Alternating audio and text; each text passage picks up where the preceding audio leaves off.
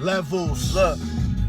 They poison culture, I'm antidote, lyrical commando. Quick to draw, rapid fire, syllable ammo, Rambo. So let them ramble, R.I.P. your favorite, light your candle till they notice it's Soja, flow the code is too hot to handle. Turns told me get active, I had to get. Name a cat that can match up with black as magic, immaculate. Every target hit accurate, most of these rappers capping. Want me to pledge allegiance to your new wave, then I'm Kaepernick. Look, I in the front, better respect my mantra. Hard body, bigger spirit, the mentality Mamba. Ask me how I operate the number 3 is the answer where I sit in top 3, 2 and 3, the wrong answer, better not get them involved yet. Same culture, big difference. I bomb, you bomb threat. I Nas, you Nas X, and we Columbus red myth. Us flopping every topic, spitting Westbrook, your squad. Leave thunder if I up the rocket. Whoa. DC. What's good, y'all? William Ryan, and this is In the Whip Podcast. And I got my boy Mighty Locks, and then the great, one of the greatest lyricists here in, or I would say just in general, for real. Appreciate that, man. We got Joe. We got Joe, formerly known as iSojah. Hey, all right, what's you feel going me? on? You know, so it's gonna be a good one. I really want to dig in deep because I want to start with how it came to be when you first started and everything like that. But I do want you to tell everybody who you are first, bro. Oh man, I'm Josfm, formerly known as iSojah, yungg, and all the things. Just lifelong creative in Columbus, Ohio, man. I've been at this thing for a long time, but I always represented the essence of hip hop and live entertainment and just pure music lover, man. That's who I am, and you know what I do is rock mics and kill shows and More than anything, just killing shit. those things. Man. In that, I do want to get into when you first realized what you wanted to do. Oh man, Like early. how it hit you, how it made you feel, the moment that you was just like, oh shit, this is what I want to do. Like, this is what I have to do. I feel this in me so deeply. Tell me how and when that happened for you, bro, because it's different from everybody. Just talk to him. He came into a Christian rap and then went into the secular world. So in that, I went secular and I'm into the gospel. Man. So in that, tell me when it started for you, bro. I was maybe 7, 8 years old. Big fan of music in general at the time. My sister introduced me to rap. Okay. She was the hip hop head. I was brought up on jazz and soul and R&B. And then my sister was also, but then she got into hip hop and introduced it to me. Okay. And man, we listened to everybody. But Busta Rhymes, Flipbo Squad. Let's go. Yeah. Let's go. Talk about it. It's Busta Rhymes. Talk about I think it. I was about 8 when I saw the Woo-Ha joint. And then there was the Woo-Ha remix with ODB. That music video. Oh. I'm more of a hyper guy. Yes. So the energy and just everything about it all, me sitting there. So you in that vein? You in that vein of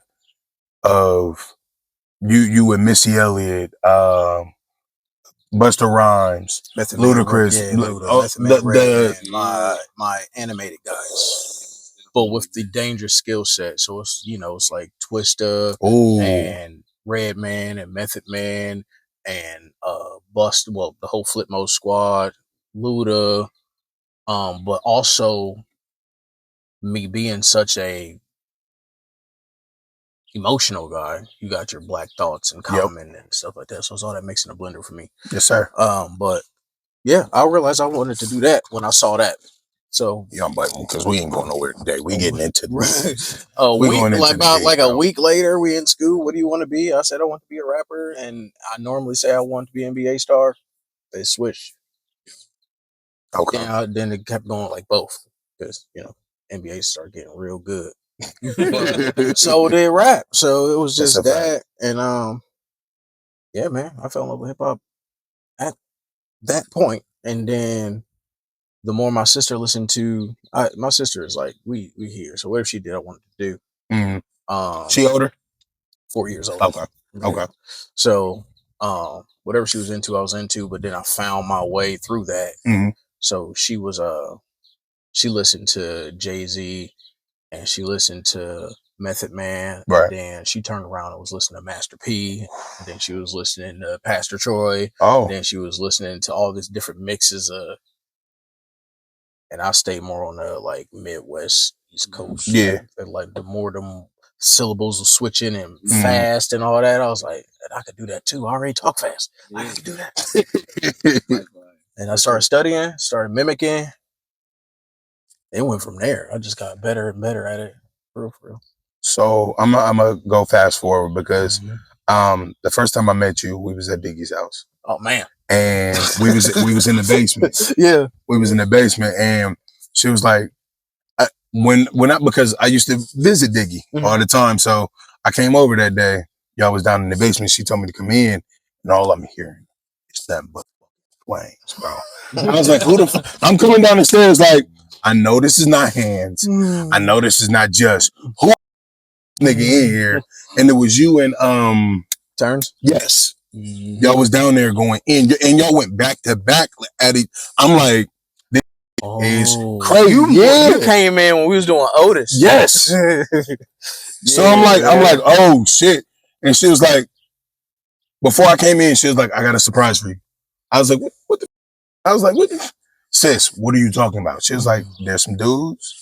I was like, all right, let me see. And I'm coming down the stairs and hearing nothing but bars. And I was just like, I'm a man. Hey, man.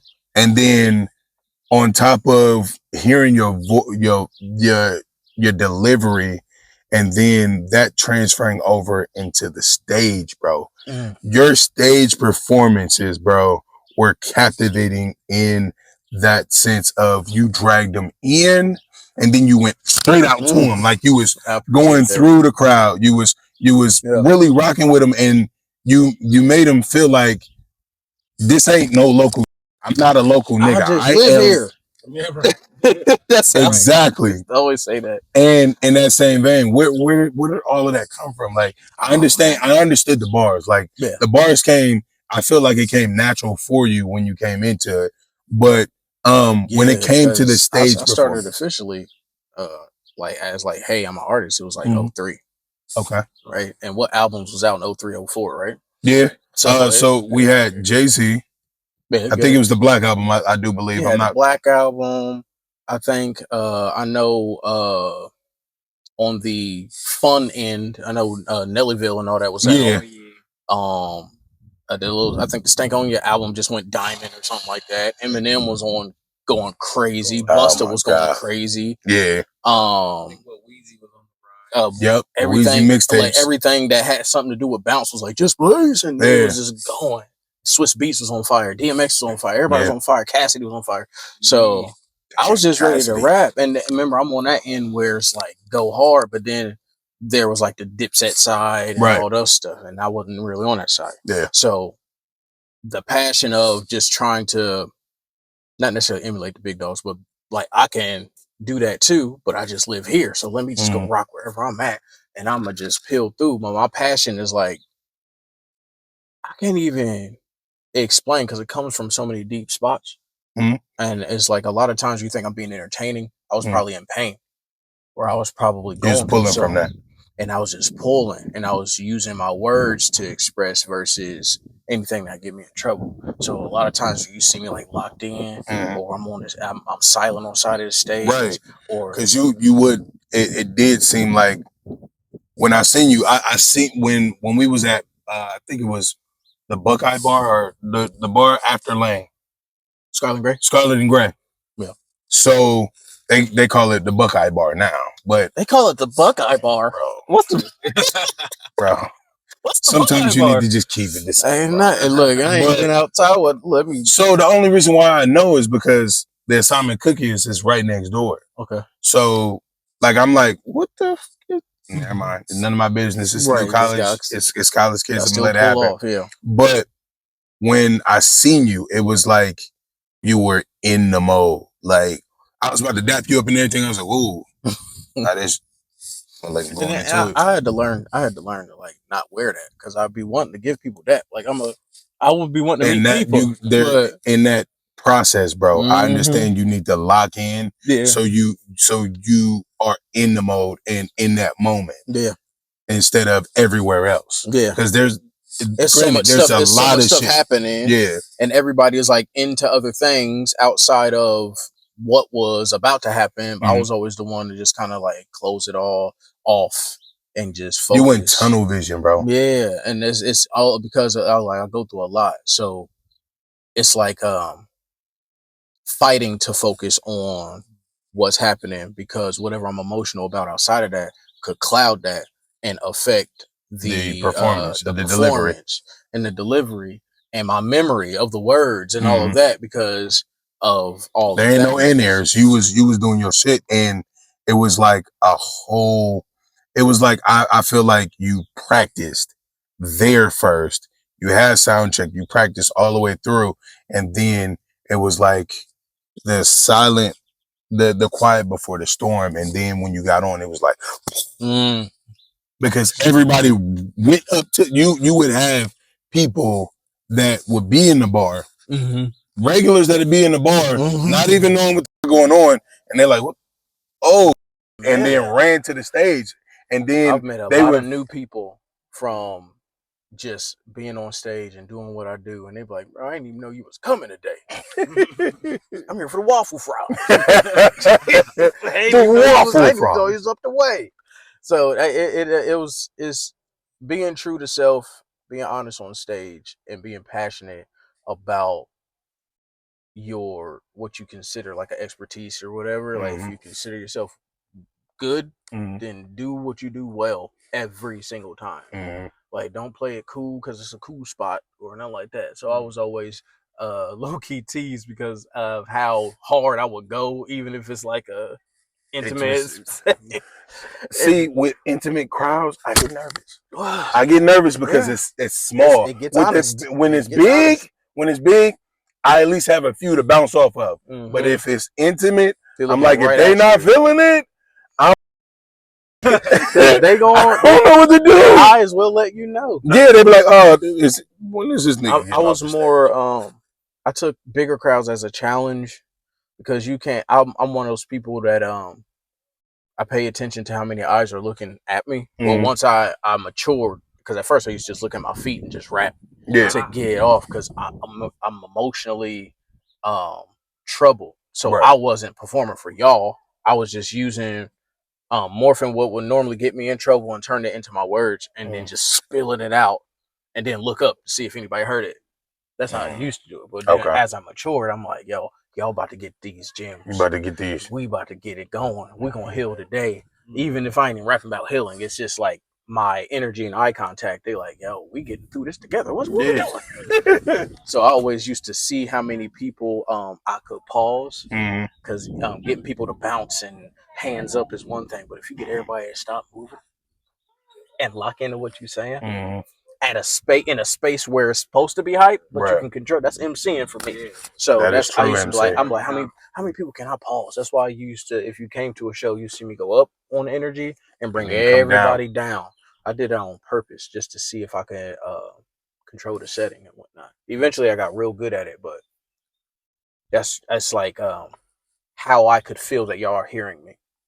It's fire By switching that up. I appreciate that, bro. You know what I mean? Yeah. And I'm gonna be honest with you. Every performance you delivered. I appreciate every performance that I came to. Yeah. You delivered just in the connection with the audience, the storytelling. You told a story within your showcase, bro, from beginning to end, and then the reaction that you got after you got off the stage, it was like, oh, this is realer than you think. Yeah. So in that, I do want to get to the evolution from iSojah to Joe, because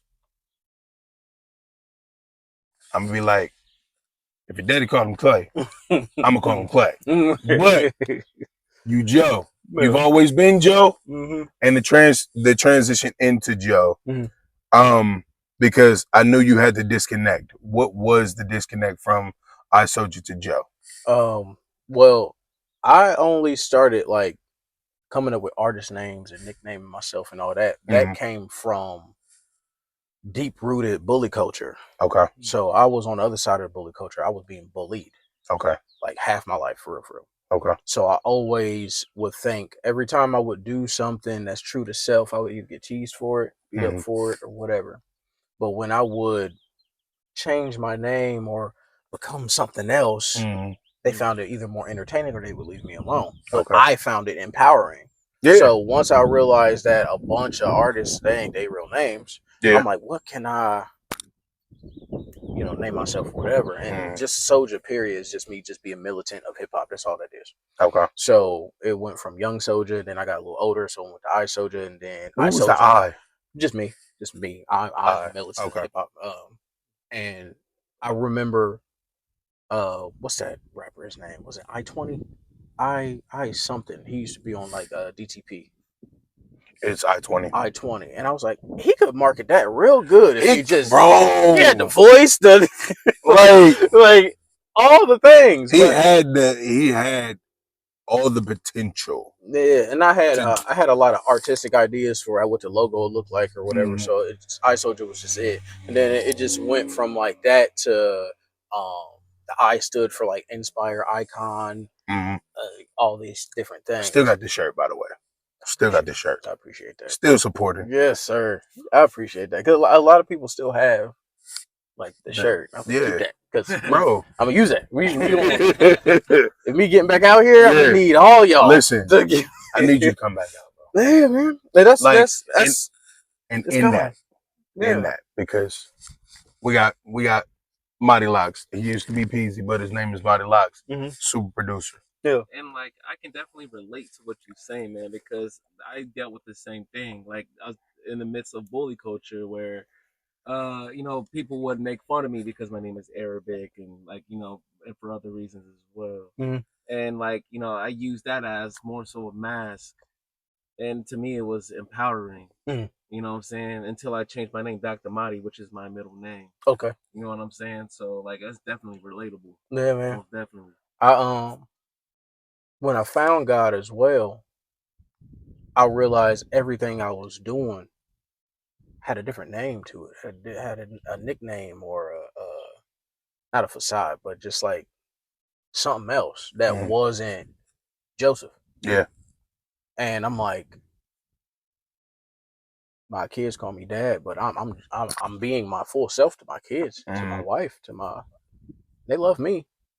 The people I've met outside of music and making these changes, that's the love I want. But if I can get that musically, that'd be dope too. So let me just be myself this time and not make it confusing for myself because I already have one of those, like I'm an overthinker and a deep thinker and all that. Like let's simplify this whole thing and let me just be Joseph. And I went Josfm, like my actual name, and just put M. But then, on the legal end, when you're trying to look up names or whatever, there's a bunch of white dudes that play like horns and stuff. I'm about to be impossible to find if I do that. So I switched the spelling, you know what I'm saying, to Josfm, and then I'm gonna just roll with Josfm, and I'll be that. Then of course, getting more in the biblical sense and all that, Joseph was pretty special name. Yes. So I'm like, yo. That's strong. Let me, and that's probably why I'm like you naturally so like let me really get into that thing, and I'm still novice to the whole faith switch, so I've been more trying to make sure I'm not fraudulent and really get into the life of this thing. The art imitating life. Yeah, like let me when I decide to do the music on this faith side, let me bring a bounce to it, how I am, but let me deliver a message I'm knowledgeable in. And I'm gonna start from where I am. I don't have to be super well versed to drop a fire verse. You know what I mean? That's a fact. So I'm as I grow, the more in it's gonna sound, but I got the green light to start now. Like my family and my wife and my sister was like, Because yo, it does take time It's to. about time. You had to take a break yeah, to reset, recalibrate, yeah, life was and happening, man. you had children, bro. Yeah, You had children, and that during because I started to realize that after I got married and everything like that, and during that process, I was just like, my son is going to need the guidance, the understanding of him tapping into who he's about to become for the rest of his life. yeah, He needs me to actually show him and teach him the ways of how he's going to face diversity. He's going to face bullies. He's going to face hurt and pain, but how to properly deal with that and still come out the way he needs to be, because he is a light. yeah. I can see him in every facet of still being a creative. He's gifted musically. He loves plays and everything like that. So That's my kids. making sure that he hones in on that and doesn't fall in the knack of being a follower, Yeah, and misled into the way the world is going right now, and the way things are being shoved down our kids' throats and things like that. So just being there, letting him know he is okay the way he is, but understanding that you will be tried. Yeah, It is what you do after being tried and working through that process. yep, absolutely. So yeah, I get that wholeheartedly, and I'm so happy Yeah, and grateful that you are coming back out, yes, sir. reformed, Appreciate it. and redefined. Yeah, redefined And understanding the weight that you hold and the light that you carry as well, because we are only vessels. Yeah, absolutely. In that, I do want to get into some banter. Okay, we want to get into some banter because I seen how you was talking in the comments. Which It one? was on TikTok. Oh, When we got into the Drake and Kendrick. Oh, yeah. I do want to hear what you have to say about that, because there was a lot of, bro. Listen, when we went through that, bro, they was going, You and see, when you see people's hands start doing I this, didn't they understand. over explain like, man, you twisted the way you twisted. You ain't twisted it. But Like, in the comments too, the things that they were saying as well, and then on top of just you being an artist, what you gravitated to in that, I feel like it was more than anything a marketing tool for both of them, because they're always going to be married after this point, just like Jay-Z and Nas. After their beef, they were always tied. They're always going to be tied together in anything that they do. What about what he's going to do now? The follow-up albums and stuff like that. Are there any innuendos with or any subs to someone after that point? But what were your thoughts on that? Because I know you had a few. I'm very much a Kendrick fan. Yes. From the gate. Respect. I'm talking about livemixtapes.com. I just want to be heard. Talk about it. Hip hop. From the jump. Like the gate. Yes. Whoa, bro. So did you go to his concert at Scully's when he came here before he blew up? No. Life was when happening. It was section 80? I was there in spirit. Okay. Yeah, but go ahead, continue. He knows. It's fine. It's I'm a hip hop head at like first. And I'm more on a Kendrick side because of what he represents. I've never been too much of I'm not a Drake fan. Oh, okay. So, and anybody who knows me knows this. I require certain growth. Yes, I require certain growth. I require certain truth. I require certain rhythm, and I require a certain amount of originality in my ear palette. That makes sense. Facts. I get that. So I get that. if you are Canadian and you spend a long time being one of the top artists, and I have not yet heard anything Canadian, not culturally at all. Now, this is what I'm saying. To my point, to keep it simple. Oh, go ahead. Kendrick we gave got time. you LA when he got mad. Oh, LA. What did Drake give you when he got mad?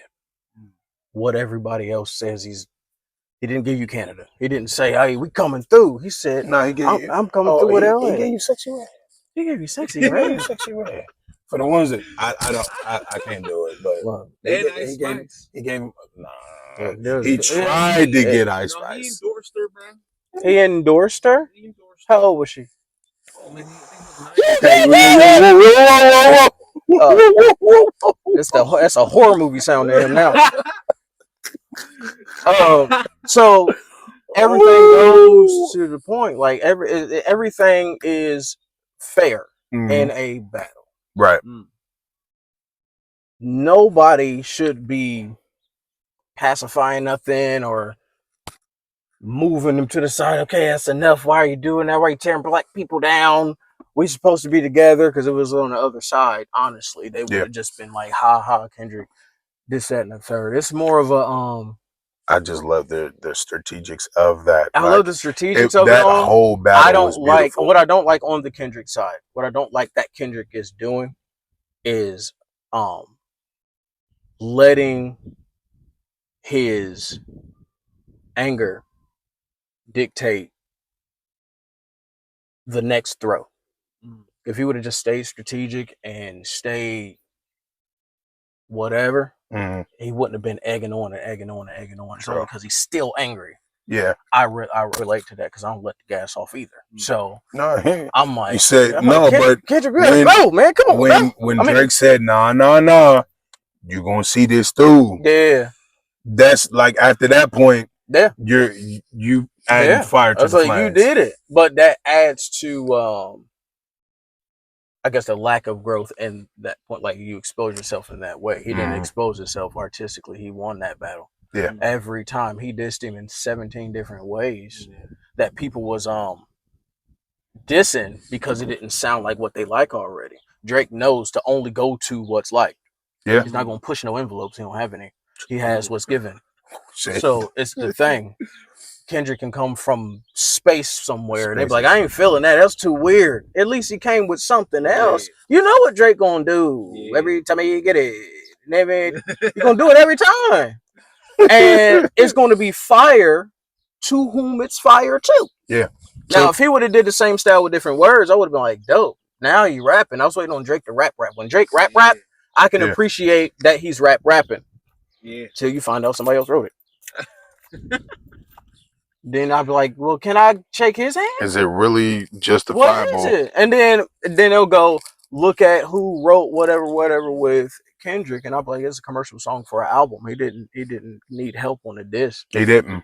Those was emotional anger, like Eminem in the closet type bars. Oh, that's a good ass reference. He stopped the car and was like, I don't like you, the way you dress, the way you walk, talk. Like, that's what he was doing. It was like it was less of a diss more than like a real beef. Like, I don't like you and never did. How many ciphers I got to do? You know what I'm saying? That is true. Now, ask yourself. He tucked him back into his pajama clothes. Drake been on a cipher and were invited? The Rap Radar. But Rap Radar? The Rap Radar. Did when he have the Blackberry out? We're not gonna do that. We're not gonna do that because that's probably why he got the shit stolen. Man, let's be real. Man. But I would wonder what's on it too if you can't say nothing on it. But I'm wondering when he's invited to the ciphers, right? Now, if it's Rap Radar and then all these different high end stuff, yeah, invite Drake. But when it's time to rap, just like what Styles P said, we put you up there. You beautiful. That's why. But don't come down here trying to change the rules. That's why we from the mud. It still needs to be a basement, bro.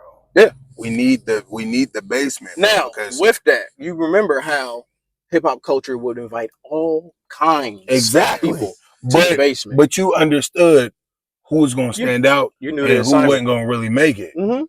And when you got to that mic, that's a live mic, and you have to deliver. If you didn't, you know Ticket was going to get you up out of there real quick. Yeah. My thing is he can drop. I know Drake is like, he's top 3 in being able to pull off whatever. Yeah, because he writes for everybody. Because it's like, but then he has writers too.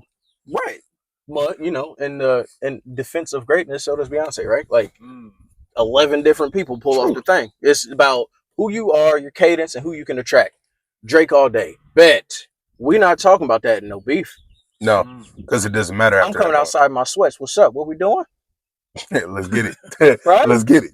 That's how Kendrick came. Fresh off the push-ups. Like, what we doing? I'm still ashy. What Drake do? Drake was fully dressed with his people behind him, talking about, you know, I'm cooler than you. He said, I didn't say nothing about cool. I'm talking about the fade. He shouldn't have brought up Michael Jackson. He brought up the things, and I think it was a good blow for blow until he did that Pac thing. Oh yeah, like you crossed the line. You took someone who was, you know, raised in like, what was it, like New York, and then went to LA, but became a beloved in LA with an angry LA dude. Yeah. Like, yeah, all right. You definitely did. And it was a mockery. It was two message. LA people, wasn't it? Wasn't it Snoop and but Snoop is Mr. I'm friends with everybody, so that don't work. Yeah, but he didn't really it's more of the you're claiming sides and being on that side until the end, win, lose, or draw. Facts. And Kendrick was on LA side, and we know how deep LA get. Drake was on every side that says yes to him. And put it in the song. Beat wise, lyric wise, joke wise, insult wise. We got not one hometown hit. Everything was from a different space. Okay. Like, so you even feel that way with beginning Drake when he dropped Successful and when he was dropping those Still Fly? That's old Drake. That's just like the old Kanye. You talking about Kmart shirt Drake? Yes. Yeah. I liked the Kmart shirt Drake. You know what I'm saying? At first, that was genuine. It was cool because he was hungry. He was rapping. And he was finding a way. He was finding a style that he can sit with. He found a lane. He found a lane. So even remember, I'm one of them wordsmiths. I know when, the long Drake note is coming. Yeah. Because it's based off the bars that he's sitting in. That's how he does his thing. Same with Meg Thee Stallion. You know how she's going to chop it up. We like it because you do it. So when he was like mixing stuff up. Soon as he was mixing stuff up. They knew to cross him over immediately. Because rap wise, if he was just rapping, it wouldn't have grown because he would have had to rap by himself. People started writing other things for him to where he can write on softer things. That works for Drake because he can't go harder than what he was because he's not hard, right? Yeah. So I see how he can evoke emotion and pull the ladies, and then the guys come too because the ladies. They're gonna follow the ladies, follow the chicks. And then there's a certain cool about being around the cool guy. You sitting around Lil Wayne, what you think? What do you expect? So the little creepy stuff that's coming in the forefront now, we ain't really see. So we just applauded his ability to rap and be cool enough to hang with Wayne. Yeah, that's it. I think Wayne definitely helped him in that. Just absolutely. Because, even Wayne said, "Stop." Yeah, rapping. He said, "Be you, be you, be you. Get him how you gonna get him." But he had a flow. He got bullied too. Man. Like he was basically bullying or got bullied by the industry because there's like, you too soft, this singing shit, you rapping, da da da da. But he fell into. He did get bullied. Yeah, I was like, look, but you got. You've created that lane for yourself, and it was working for you. Why? When you do that, when you found and carved out a lane for yourself, why actually divert from that? If it's working for you, if it ain't broke, don't try to fix it. He elevated. I don't even think he didn't really create nothing because you got Ja, you got Nelly, you got 3 Stacks, you got everybody singing. You got everybody singing and rapping well, but he took it and elevated it. Yeah, he made it okay for the up and coming to try it. Yeah. I believe that. That's okay. So that also means don't start nothing with nobody because you're not that. You're not that. So respectfully, you would have to go to when you go in the mud and you're doing beefs. He's going to have to go to people who like him and go, "Hey, this person don't like me. Let's go get him." So he would drop a single. Versus just dropping a mixtape or an actual diss track. He'll make it a single and make sure the popularity of it all overshadows the fact that he said. That's how he got Meek. That's how he got Meek. Meek wasn't as popular at that point. For real. But if he would have went to the muds of Philly. Oh, that nigga would have got dogged. People would have joined in just because they think he's soft. Like, you know where to go. Then when he did the thing with Common too. So the reason why, to that point, the reason why I didn't work with Kendrick is because he forgot that prior to this little back and forth, he just came out of album of the year.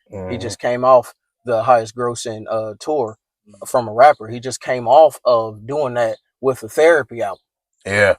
Which means he's still working on himself, and you decide to push his button. Yeah. He said, I ain't fully healed yet. I'm not healed yet. I still got my demons. We just had brunch. Like, we're still kicking it. I'm trying to get him out the door. And Drake was just poking fun because that's what people who reach type of popularity, they start poking fun thinking they can't be touched. And I'm like, if Drake wasn't playing with the kids so much, and this is what I mean by like collabing with people you should not be collabing with that's way younger, trying to bring them up and all these different things. I can understand it, but there's a certain trying to be that guy. You're not Diddy, bro. Yeah, you trying to be that guy, and it'd be like it's featuring Drake. You know it's golden because it's Drake's name, but it end up being as mediocre as the actual person versus it being elevated. Now you just look like you. You're like the uncle that keep playing ball with the kids. I got after you done aged out and shit. Like it's one of those things where you are too high up to play that low. Facts. There should you being this high in the game and being so looked at so high, you should be rapping with the big dogs for fun versus the little kids. And then in interviews, you should benefit or you should send that light towards them. Which means I think he should have been invited to the ciphers. It should be Drake, Jadakiss, Papoose, or whoever's just going to do. But do you think that he would hold weight there? No, he would hold their water and make sure they ain't parched. I know, I know Drake can't hold that type of weight. But as high as people put him, you would think he'd be invited, right? That's true. That's what I'm like. It's a numbers game, and this beef was not about numbers until he started playing like he can't get numbers. Yeah, Kendrick's like, I've been doing this. We've been the guys. You've been the guy first. He went first. Yeah. But in my own right, they've always put me in this circle. Yeah. Like people who, because I feel like want to turn up and have fun. Because I heard him say, what did he say on his album? Like it's, I forgot what he said. Which album? I'm not concerned. The one I just heard. Concerned about some sexy song. You talking about that one? I have no idea what the title is. I just know he said he wasn't trying to do like.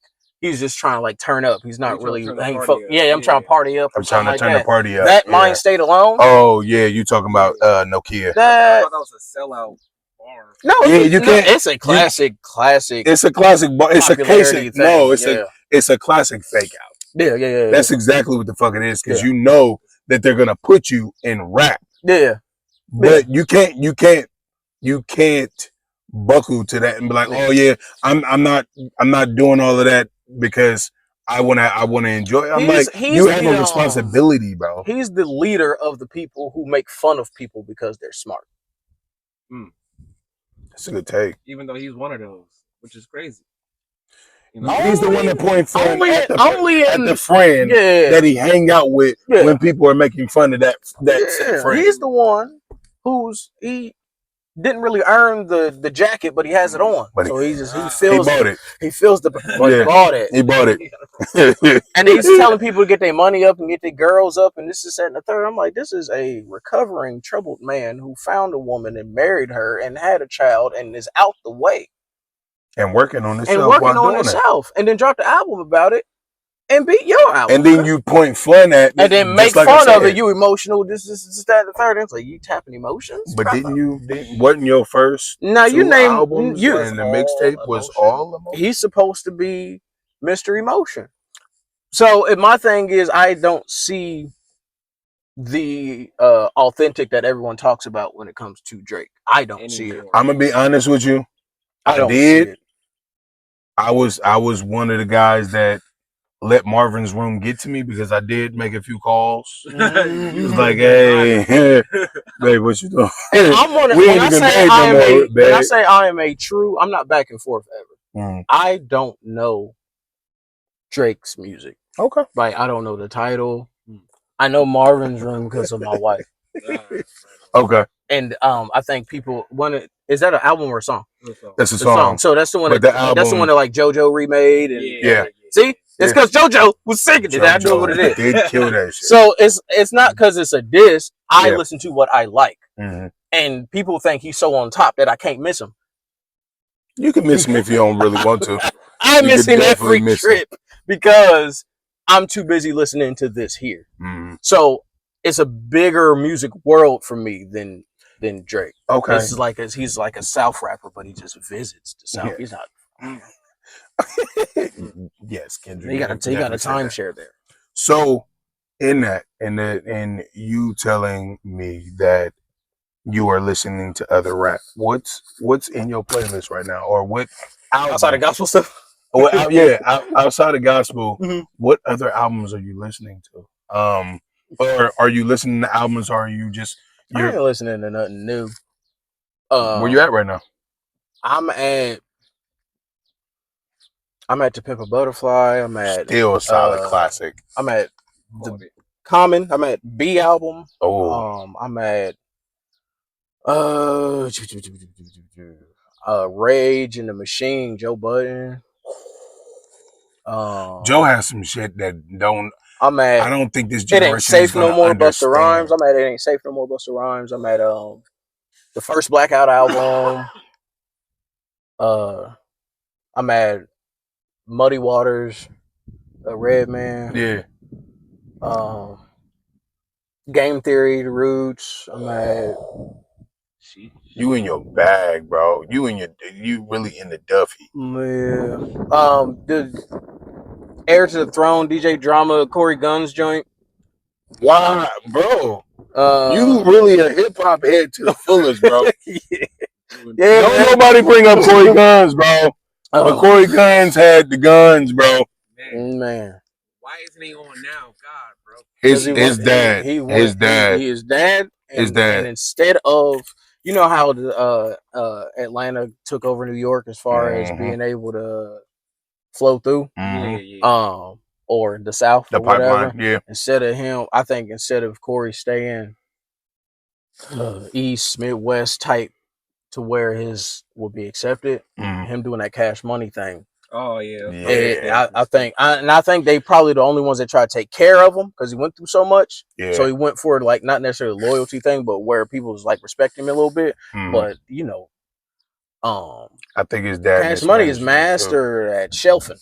Oh yeah, they will shelf. That is true. You, bro. Young Money, little Kiki, Young Money, Young Money. Yeah, Young Money. Yeah, that tree branch. Yeah, man. And I'm another reason why I barely even go south when I listen to music. It's more like it's New York, Chicago, some LA, of course. Yeah. And then you got J. Cole. Yep. And then, I like that. Again. There's a bunch in between. I listen to my locals here still. Young Truth is the hit maker. Let's talk about it. My brother is always going to be the hit maker of the city. You listen to his album in full, you will know it is Young Truth. Albums. Yes. And people know he's one of them ones that everybody knows, but the people who are like bigger up don't give a fair shake. Life be happening or whatever, but here you got to put yourself on. You got to create your own show. Yeah, you got to literally just go do it. Get it from the mud. Go do it yourself.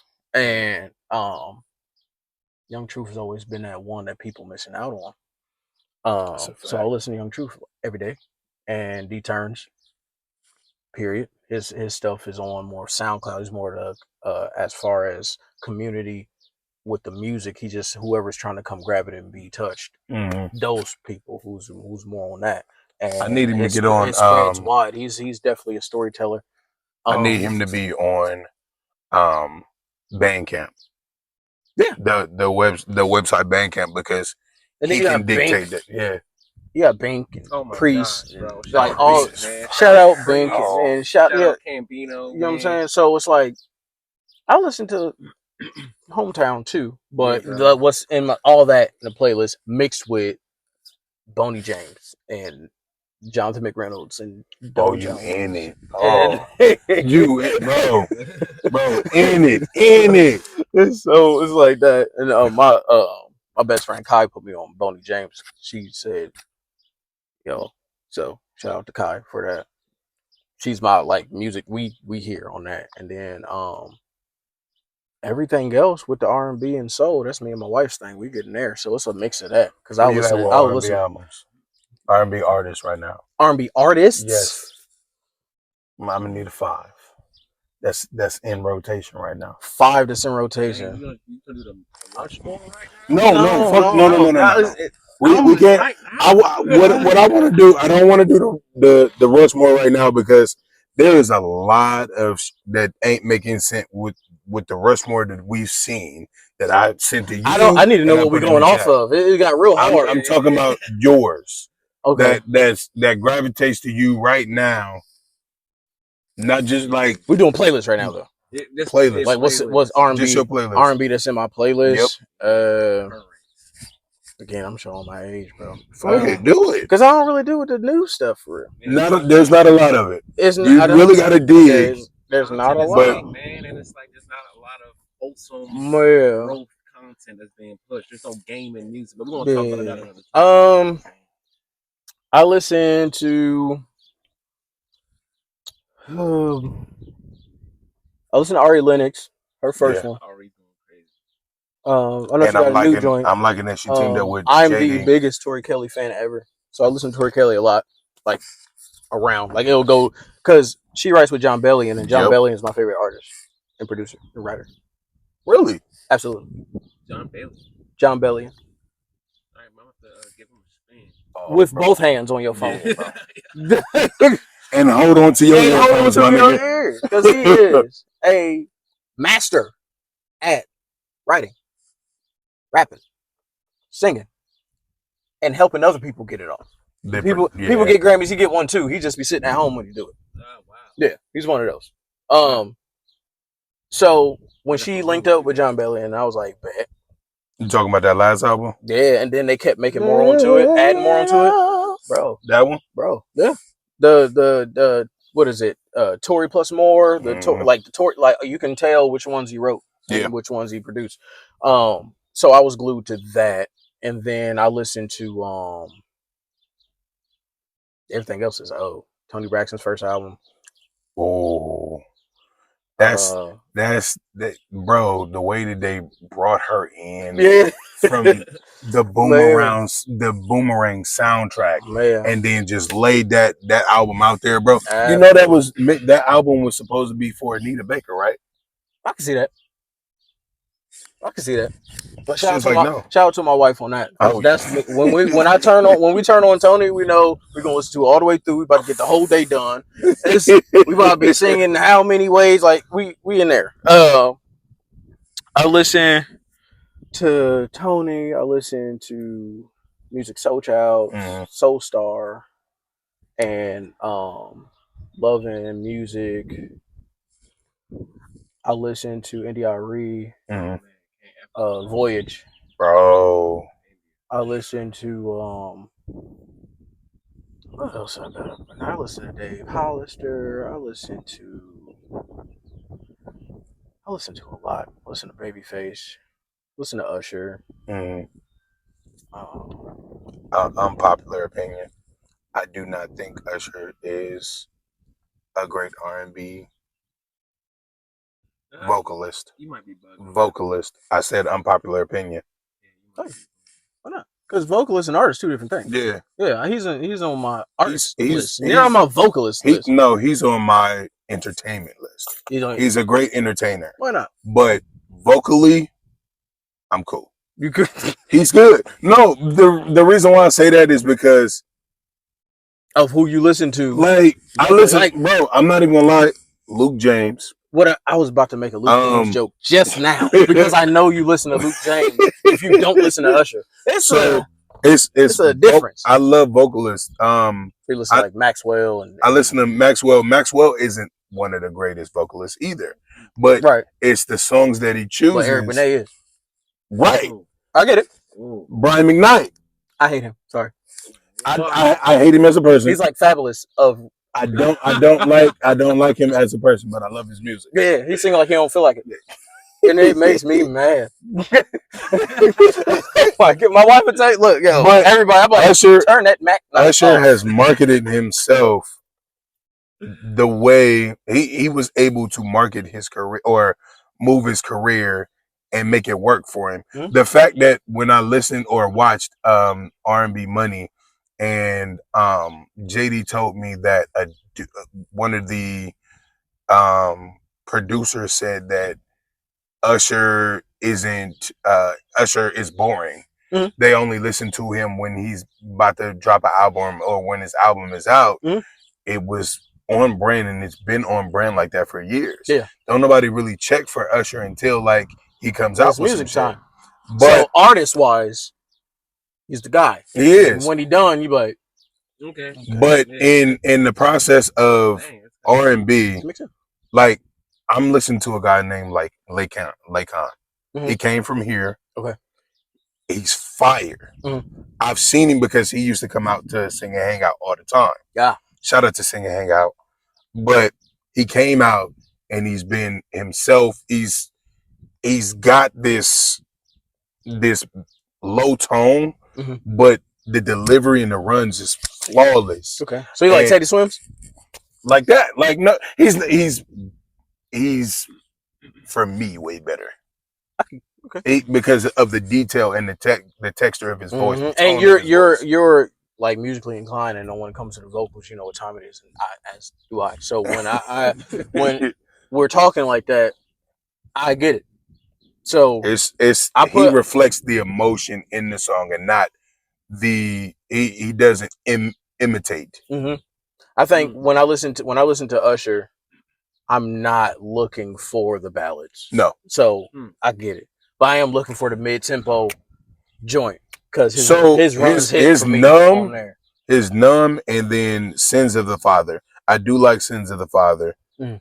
because I understand where it's coming from. It was great. Like in later, this is a later album after Confessions and everything like that.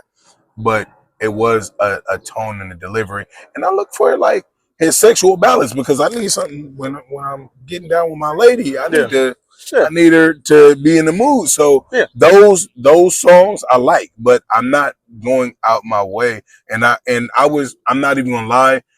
Before he dropped this last album, I was looking forward to it. Yeah. Because I seen the way he was working. Mhm. I listened to the mixtape that he did with oh crap. He used to do producing with Fudge Future. Him and Future is just like this. But when you did that, yeah, I wasn't there. Got I you. don't listen to Future. Got you. I don't listen to it either, but I think it was I forget his name. I felt really, really bad because that sound imitates the South or imitates Atlanta, and he's an Atlanta producer. Yeah. So in that, I was just like, okay, I'm looking for it to be good because I want him to be great. Yeah. The Super Bowl happened; it was good, but the BT honors for him was trash. I did not respect that. I understood that they were doing female artists. Yeah, but they have to do that. It could have been better because he's been in the industry long enough to be respected. You know what?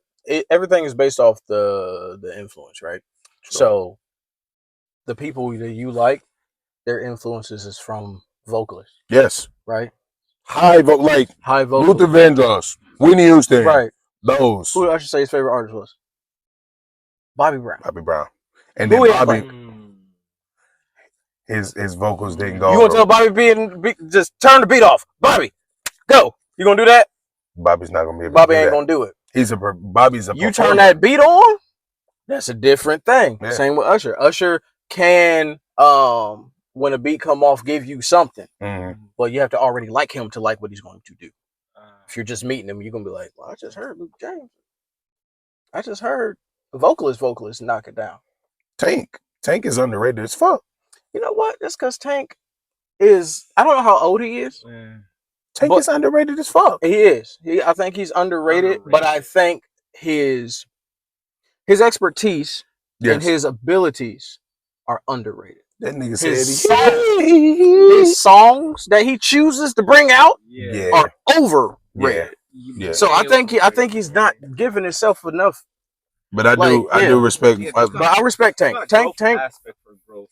In regards to creating songs with Tank, man. Like this new joint he just dropped, Nasty Work. I was like, bro, you're 40 years old. Why is you? You know what I'm saying? You talking about the ones that still That's help, because still got the it's thing because going. he's still around the same circle of people. Like he's hanging out with Chris Brown. He's hanging out with Neo. He's the fun uncle. Yeah. He doesn't understand that it's time to not do that. Go behind the scenes now or evolve or and just because he's been writing for people. And you can hear it. You can tell. You remember when he was helping well, he helped all the youngins. For real. He was with Omarion. He that first album, that whole album, let me tell you. Him and Jay Valentine. That's what I'm listening to.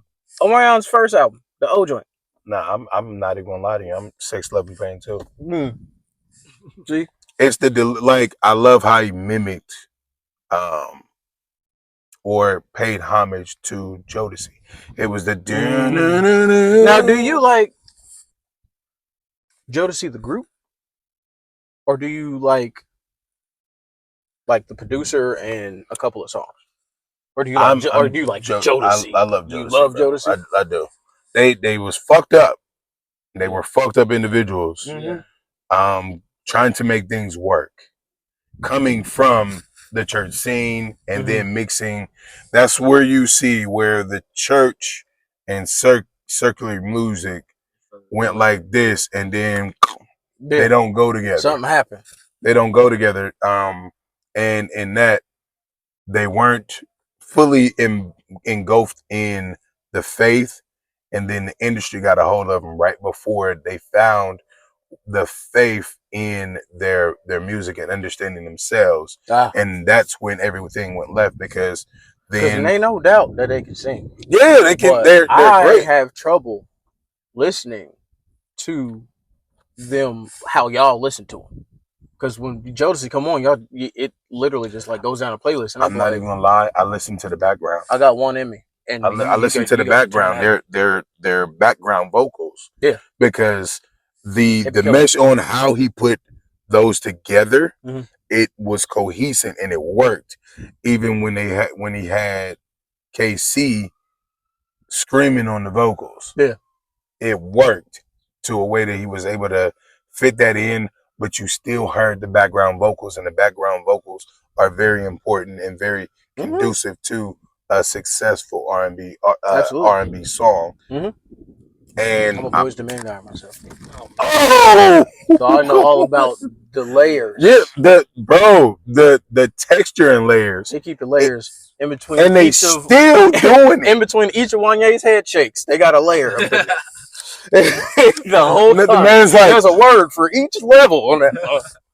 When this man goes like, when he goes like this, it's on.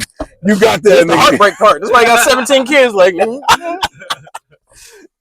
don't his oldest do that? Them little he really do. Sit there like you can tell when whose kid is whose in that one. Like he pulled it to the side. This one gonna get pregnant right here. Will you do this here? Hey, you better follow it all the way out. All the way out. But you can tell in that it was a great teaching the next legacy, his legacy, what that was like. Hey, this is what you're going to need to do. And then their mom made sure with the information that he taught them to make it relevant for now, and was able to produce that whole, like they're doing work with Mary J. Blige. She managed it. Like that in itself is just like. Didn't she come in and manage them? Yeah. Yeah. And they got the song. It's old, but I the Boyz II Men song. They doing a lot of Boyz II Men covers. Yeah, that's the song that I heard that they did by themselves. I think it's like Every Girl in the City or something like that. Yeah. Fire. That's what I was like. And it's the same texture as the Boyz II Men group. Like they know. I like when they did that I hated that it was Walmart that brought that together, but I loved the combination of the new and old, and then he incorporated their daughters in as well. Yeah, It was a they beautiful singing. thing That's a to, singing family, ain't bro. it? Yeah, They would. He was like, "We not playing. If you gonna do this, you gonna do there's this." about 18 That, of them, man. It's crazy. And they all good. that all of them are good. In their own right. All of them got their own thing. So in that's why like it's a lot when it comes to the detail of an R&B artist. And that's what I'm And big on. Like, I'm big on the details. Even in rap, I'm big on the details. It's like a lot of times, almost all the time for me, is what you're saying. But when it becomes about the how you're saying it, because let's be honest, most of my favorite artists, right? Talked about them, right? Rightfully so. You know what his albums sound like. Yeah. It's not going to sound like Common. Not even Kendrick. That's not that. But he will be invited to that party because you know what he can do. Yeah. But on his own project, he might not want to talk about nothing for 7 songs straight. Right? You are right. But it's how he's doing it. It's the intention. How your words are coming out and how perfectly they're meshing together like that. He's one of the original street rappers. Like, he gonna rap about that street joint. You gotta listen to what he's saying. And I always had that aggression about me, so it just resonated with me, right? So, but then when he started talking about the important stuff, because he got he that Jamaican man. He gonna read. You gotta read. So when that comes out, you're like, oh, and he's that too. That's why people been rocking with him since '89. That's why he's that. Yeah. Because he's smart. You know what I'm saying? That's why I rock with him. Like, that's like. All right, so I got a good segue for y'all since we back on hip hop now. Okay. All right, I don't want to know your Mount Rushmore. That's going to come later. But I would like to know your criteria. What is the criteria that makes up your Mount Rushmore? It would have to be. That's a good question. Yeah, it would have to be flow. It would have to be originality.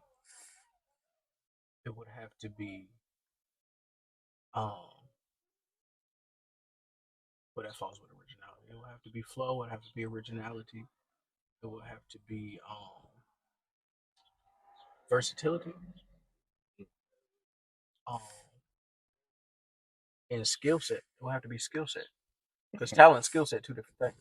Okay. So let's break down the difference between your definition of talent and skill set. Talent is being able to do something well, but it's raw, right? True. You know what I'm saying? Being able to do something well, but in its raw form, you naturally can do this thing. The skill set of it is peeling the layers and seeing what you can perfect within that talent. Unpacking it. I know I'm good with my voice, so I had to learn quick breaths as a skill set. You can't tell me I can't run mine all the way through on stage, megaphone, the booth, like because I mastered that skill. That was not my talent.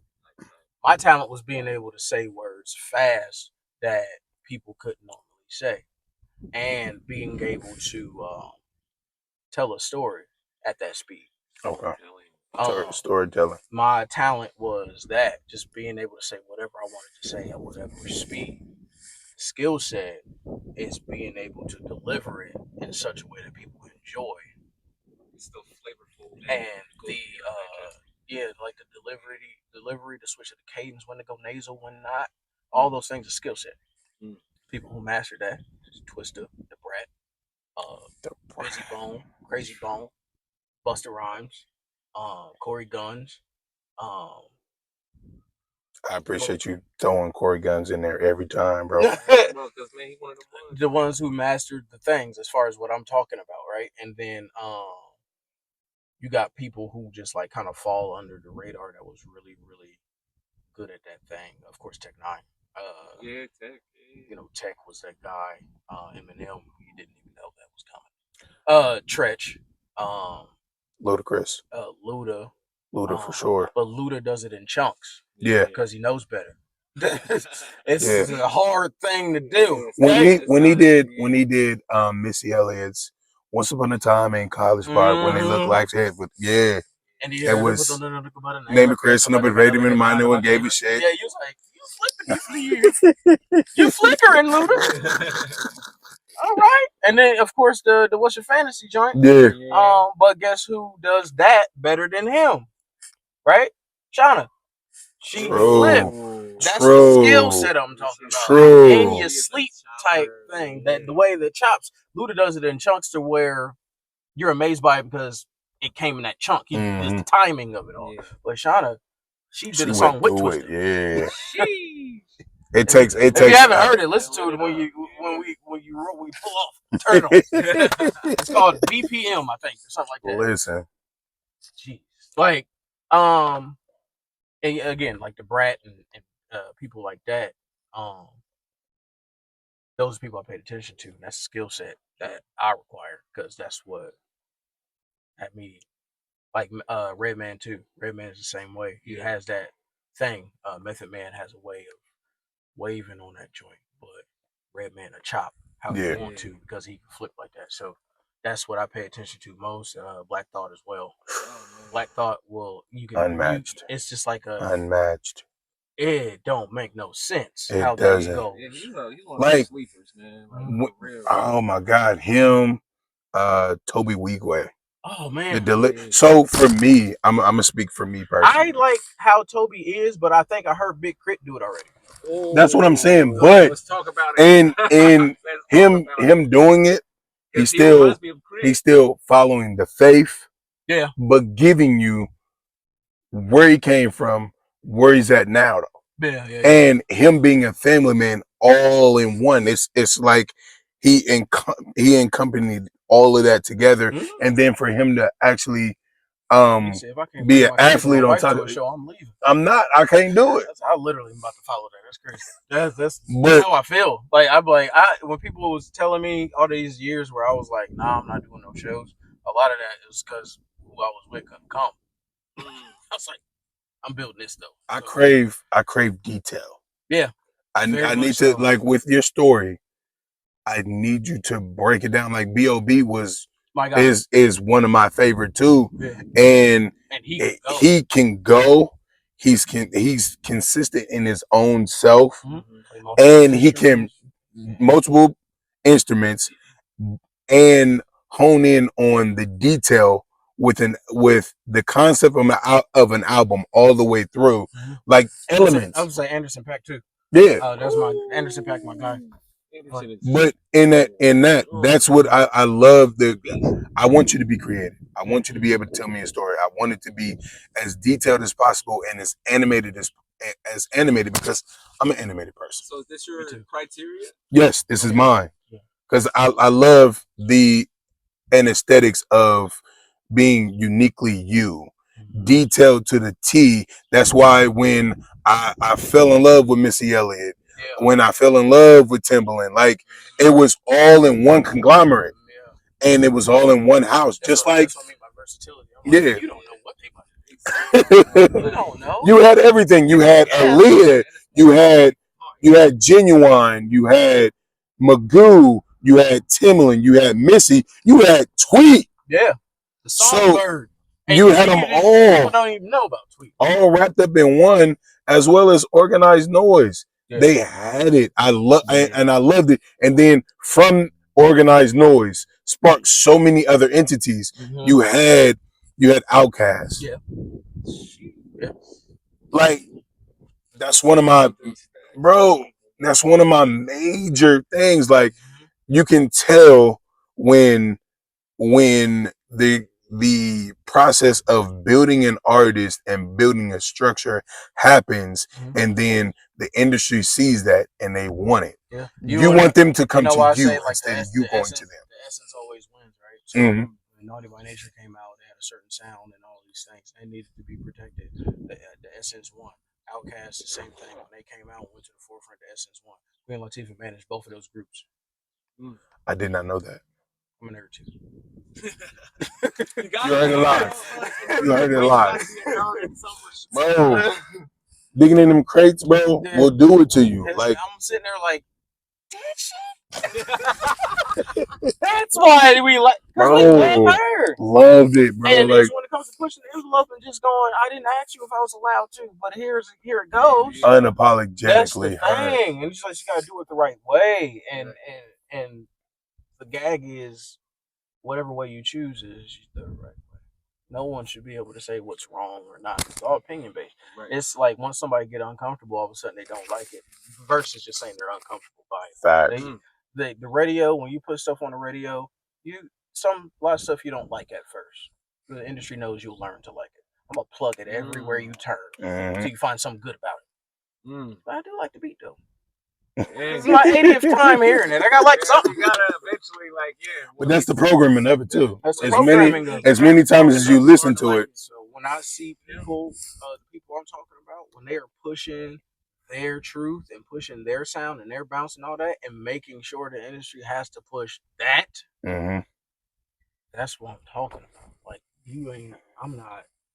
I'm not about to jump on no wagon. I'm creating a new one, and you can find other people to jump on this one. Those are people I listen to. I love it. You know what I'm saying? Hip hop wise, and that's what I'm about out here. I've always had a different sound, a different bounce. I ain't called no girl out their name. You ain't seen me in no clubs I ain't supposed to be in. Out of respect, just you I'm said not about to you get did. that to you. You did. I've heard everybody calling their parents when they done.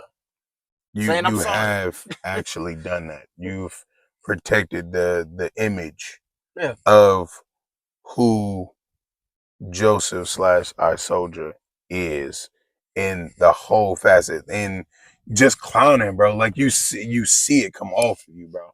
So that's something that's appreciated.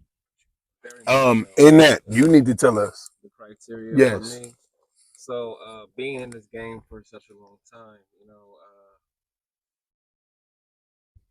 I would like to have to start off with so I can only speak from a personal standpoint, you know what I'm saying? But I'd like to go what inspired me the most, what made me want to get up and do something about it. Like I hear your joint and I can hear something in between the lines that inspired me to want to start writing right then. You know what I'm saying? So inspiration, authenticity.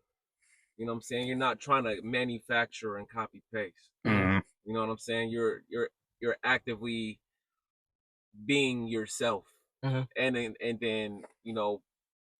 turning yourself up. You know what I'm saying? Let's see. I would have to say content. For me, content is king. Yeah. And what kind of game can I get from what you've seen? Yeah, because you're supposed to, with what you're digesting through your ears, it does hit you subconsciously. So you're feeding the mind. And Michael Jackson said it best, like, yo, music is a mantra. You know what I'm saying? You're repeating these lyrics after this person, and this is going into your ear gate. And me, all of us know that every word you say is spell cast. Yeah. You know what I'm saying? So this is something that you're manifesting for good. Like, where are you directing your people? Exactly. What does your war cry sound like? And this goes into my last one, which is, what are you doing for the culture that's given you so much? What are you doing to feed the culture? What are you doing to give back? You know what I'm saying? Which is why, and like, I hate to go back to this, you know what I'm saying, because we already done touched on it, but this is why Drake could never go into my Mount Rushmore, because he's only exploited. He's not. Yeah. He's never protected. Yeah. You know what I'm saying? You don't know where to go. You know what I'm saying? But yeah, you've gained. He's a vessel for others. You've gained so much. What have you done to lead your people into salvation? What have you done to, feed people that are not, in this darker realm?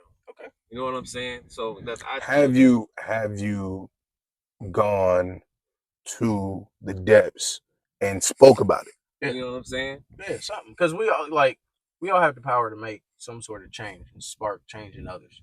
And if you're using your voice to do so, what I do is up and down about rap. It's like you rap a certain way and say certain things, and then turn around and do something complete opposite. Humility, but it ain't nothing to do with the single you just dropped. I'm always smooth.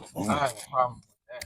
I mean, all of them at first. It's just like one of those like give and take type Yeah. things. You got even You gotta with do something. Luda helping everybody get through college and all these different things, But his music, Kendrick the same thing. yeah, Cole, same thing. Yeah. Eminem, same thing. People, all of them, same thing. So at some point, when people like draw back from all that and they continue to do what they do, how they do, like Cole now, yeah, right?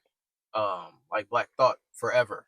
Like forever. you know what I'm saying? Like Method Man when he be like, "Look, y'all ain't noticed, but I ain't cussed in 15 years in my joint."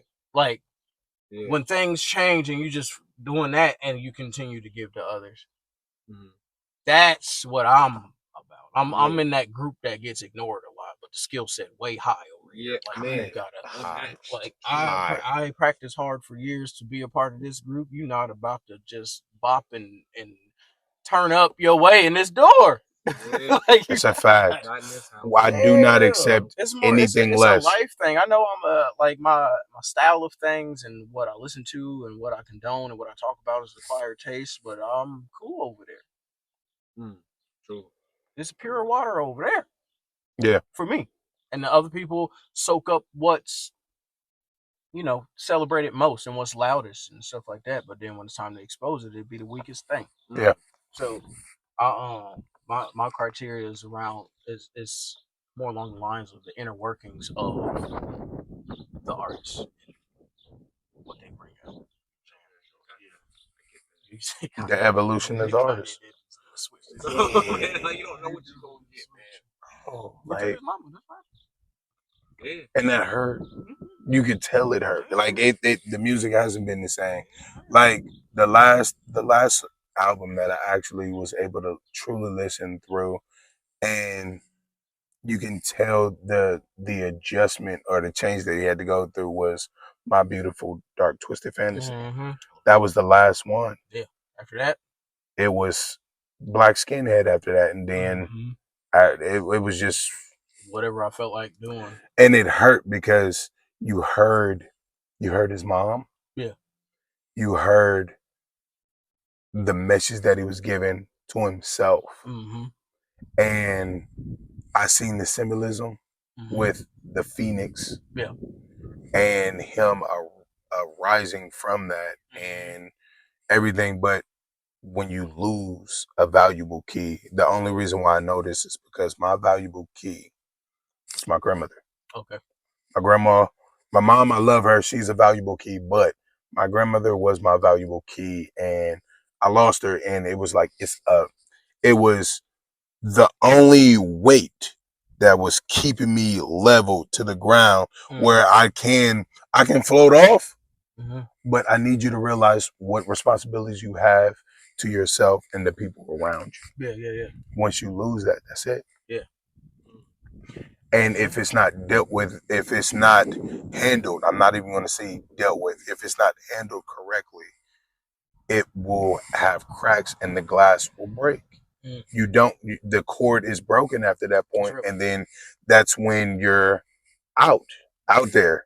And with a room full of yes men, it's not gonna help you, because you do need that. Yeah, you do need that balance to be like, nigga, you gotta come on.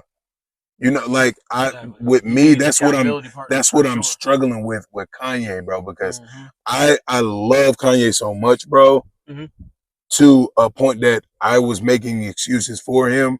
And then I'm like, I love you, bro. I do. Like, I love what you've done. I don't know who you are. I don't know who you are outside of your music. Yeah. But the game that you've changed and adjusted, like, just switched. Switched it. And what I had to do was I had to just go into just his producing, the music, and then after the quality of music was diluted, it was just like there's nothing left. There's nothing left. And he kind of told y'all that's what they was gonna do to him. Yeah, he did before everything happened. He said that's what they was gonna do. And he's still gonna be. Well, I guess the parts that we loved about him is always going to be so high and unbreakable. That part, because it's so important to hip hop, like how you had to work your way up like that. Like he worked his way. He really did. His own excellence. He's like, this is how I make beats. this is how I visualize things, this is how I explain things, and this is how I don't take no for an answer. And he kind of showed the game how to do that. And then he inspired many producers to make their way up by not taking no for an answer and doing what they do the same type of way. So big up to old Kanye. Shout out to old Kanye. We still love you, bro. I'm not even gonna lie. We still love you. You just got to get some things together, bro. Yeah. Josfm, yeah. Well, right. What would you say your ultimate goal as an artist, producer, whatever you do? What would you say your ultimate goal is? My ultimate goal now that I'm on the walk that I'm on, I want my voice to be used as a vehicle to inspire and encourage people to get closer to God and get in tune with self and realize that, you know, the gifts and the talents and the skills that you possess is here for a reason. It is very necessary. And if you can use me as a soundtrack to your life while you're figuring that out, that's my goal. I want to be still soundtrack people's life. It's always been my thing. Music is soundtrack to life. Like what you listening to, kind of. That's what I see. It dictates your mood a little bit. Yeah. There's a reason that you naturally have a go-to without thinking about it. It channels you into where you're most comfortable or where whatever. So if I can be, because you can't help that.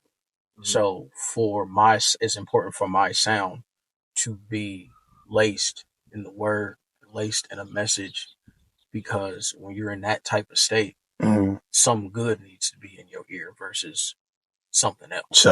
It's always going to be accepted when you're naturally in that mode. So if I can be somebody's go-to, it's going to be delivered every day, bro. In this bag, like what? Wow. That's what's going to change some things, because our energy is to be shared. Yeah. Right? You hold it. When you hold it, you are doing a disservice. You're doing a disservice to your bubble and to the rest of the world, because you don't know who in that bubble is going to spread out on their own with what you've given them. So the more you hold, the worse you're part of the problem. Are you speaking to me? So man, in that, I'm gonna piggyback off of what you said. In that same facet, I want the people that I know to be heard and seen and have that voice. So if you didn't hear from me, if I'm not talking about them, you've seen it. You've seen what they can do. You've heard what they can do. And with me, you've seen what I can do. You've heard what I can do. It's been evident. It's been shown each and every time. And I always lead with love. So if anything like that, I want to die knowing that I love the world just like God did. Like I want to die as empty as that. And once I'm placed into the ground, whatever is left for the ground to feed off of. I'm going to die and have my ashes left here. My wife will have my ashes, and then my wife's ashes we are going to be laid out somewhere where the land will feed off of it. And we're not just sitting in a pine box. That's not what I want to do. That's not what it is for me. Yeah, I'm here to feed back into what I was brought into. Come on. That's it. And that's all I can say on that. I want to just have no regrets in what I've done, how I loved, and who I chose to share all of that with. See, that's to that point. Like my inspiration is, of course, my household. It's like I'll wake up to my family, and it's something else. But I put so much. I'm hard on myself when it comes to that. Facts. The fact that I have the kids that I have, and only 2 of them know I'm an artist. Oh, wow. Right. They will know, though. They will. Yeah, but the die empty part is what I'm talking about. You know what I'm saying? So it's like they don't know me as none of these things. They know you as dad. They know me as dad, but Nala and Kel, they know I'm an artist. They've been they saw me. They saw me rock an entire outside situation where hundreds of people or whatever are supposed to just be out and about, and they all looking at me, type thing. That's beautiful. That type deal That's something different, bro. Nala and Kel have experienced. The look of when they find that out is crazy. Yeah, we got the videos and pictures and everything. Like, I was like, yo. It was because I remember it with my son. He was just like, "You sing?" And I was like, "Yeah." And I brought him to the studio, to your studio, and he was like, "I didn't know this was possible. I don't know what to do." I was like, "What's coming to you?" Didn't we feed him? Like, Hey, there's a whole track on him just doing random stuff, and then when COVID happened, I started to learn him the way that I didn't think that I could. I learned his learning style, his place in where I see him going. See? And after that, it's been gas ever since. Ain't parenting crazy? Bro, it's a different type, a different type of thing. It's the thing is, you have to realize that we have this mind your thing, but it's not really the case. No. It's not yours. But you have been chosen to mold that body and mold that mind. And that's why it's there's such a back and forth on when you think you know your child. Like, they're experiencing something for the first time and you're watching them experience it for the first time. So anything you think you know is not a thing because you're learning as it's going along. So you have to always be in learning mode with the kids. And it's hard because you take, you want to protect them so bad. You take their newness personally. Because you know it's a fear. It's You underlining fear. You want to protect it. So you don't do that. How many times have I said it? And they're like, I don't know, but I'm about to try it right now. Like, it's a thing because it's the newness. Now, if you find the beauty in the process of that, then you will repeat yourself lovingly every trip because it's so new still. Have you had that confirmation? Like, where you feel like, I don't know, and then out of nowhere, you ain't even said nothing, and then you get the confirmation like, yeah, you all right, Dad. You're like, you good. Like, whatever you thinking or whatever is going on, you all right? Have you had those moments? Yeah, I have them all the time, bro. And it's like, it's wild because he picks up. He'll be like, oh, so, you know I love you, right? And I thank you. You the best dad ever. Like, you are my father, and I love you, and I thank you. And I'm like, where is this coming from? I just wanted to say it. And then he hugged me, and then I'm like, yeah. And then, like, I've never gotten that. My daughter Nala she's the sentimental part of the movie. I'm telling you, you'll be sitting there, like, literally, like, in space, and I love you, Dad. No, I need you to.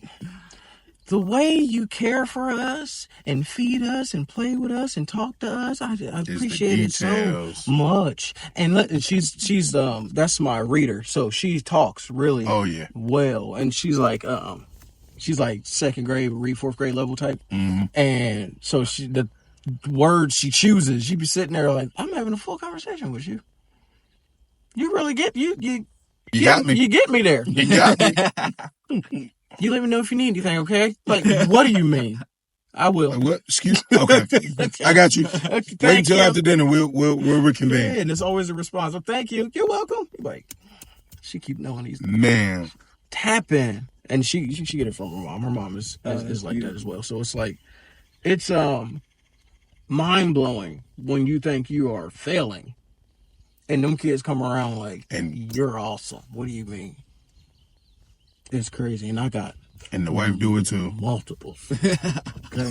There's different ways. There's different ways that it comes. Like, Nala will be all sentimental with the words. Yuna will just come hug me and just, like, grip my face like that. And then little Naeem will, like, bite my leg or something weird. It's rough. And then just lay like that. I'm like, oh, that's what that means. Gotcha. So, like, essentially, I'm just laying like this, but they love me. I'm like, bet. So that's always special when you are struggling with self-worth and stuff like that. Especially even in music, like on the personal end, that's that. But I'm also struggling on the music end too. And they make me feel like I can just go out here Conquer the and world. conquer the world and bring them back a piece. So that's where this sparked from, bro. yeah, man.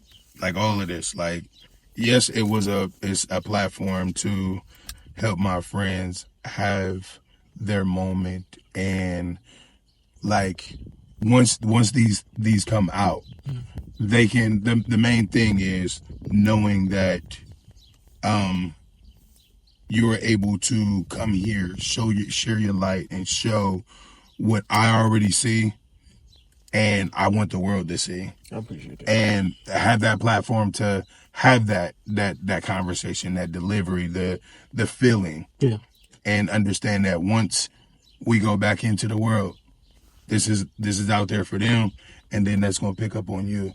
It's just like a branch. Yeah. I just want to extend my branch for everybody that I come across, that I love dearly. We've had an interview before this interview, and I never got to put it out because I lost the file. Oh man, it was a good conversation too. Exactly. Yeah. So in that, it's just like I'm still able to do this, but I'm able to do it with people that I genuinely care about, bro, and their art, their creative. Yeah, I believe everything's niche. full circle too, because the way my life has changed, there's people that don't even know I'm back in Columbus. Yeah. You know what I'm saying? You left Columbus? Yeah, he was gone. I told you. I was gone. Dang, man. I was gone. Came back quiet, and then things came full circle. As far as loved ones and people just kind of came back around, it's like I kept asking God to like people who match where I'm at, people I can learn from, or people I need to apologize to, people I need to just line me up. Boom, just line them up, and then I gotta accept accordingly and check myself and just make sure I'm not leading in an old space. And that's why when people call me Soja, you gotta know me for me to actually accept it. If you don't know me, you do it. It's a correction. It's a inside. I'm like, yo. Yeah. But you know, Slop. me, I'll say the correction respectfully and call that and hope that people will follow it, because it really is like just doing away with something deeper than the name itself. Even though the name, what I was able to put under it is what people remember most, which is why they call me that. It's like it reminds them of the time that they met that name. Because I wasn't in the street like that for real. You either call me that because you're at a show, or call me that because who you know was at a show. Like I really my identity was live performance, right? So it wasn't because you saw me or the community stuff. Like other than that, that's the only way you would know that name. Very relatable. So because he went through the same change. OPZ to Mighty Locks. Okay. Yeah. You know, so like I have to bury that part of myself in order to emerge as who I am today. Hey, you know what I'm saying? Who said that? It's okay to put. I think it was Will Smith.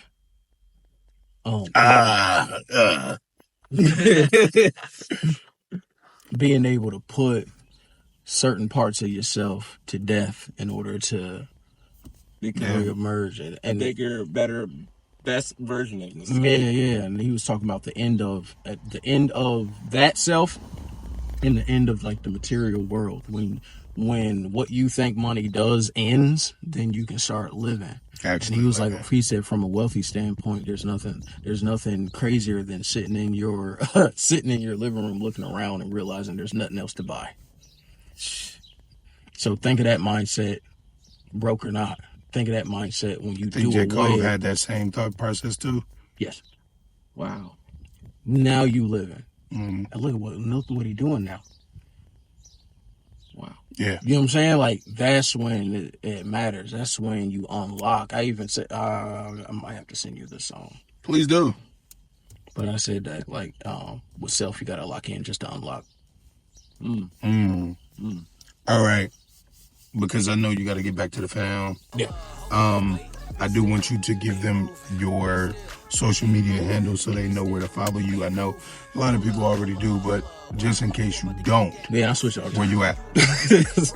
Where you at? Switch it all the time. But TikTok, IG, that's it. TikTok and IG, Josfm _ from Ohio. Josfm from Ohio. JOSFM from Ohio. Yeah, I'll have you talk to me. We're gonna have some more conversations like this too. Absolutely. Mod, what's your social media handles, bro? Let them know where you at. I can find me pretty much in it everywhere. MAHDI LAUX _ MAHDI _ LAUX. Yeah, man. IG, all that. All right, and you already know me. I'm William Bryan. This is In the Whip Podcast. I want to say thank you. Stay a blessing, be a blessing, and peace and love. And I'll see you next week. Yes, sir. Go. Yo. Before you click off the video, I know you want to tap into the YouTube. So go ahead and tap into the YouTube In the Whip Podcast. I do thank you so much for tuning in. And this your boy, William Ryan. And love, peace, and I'll see you next week.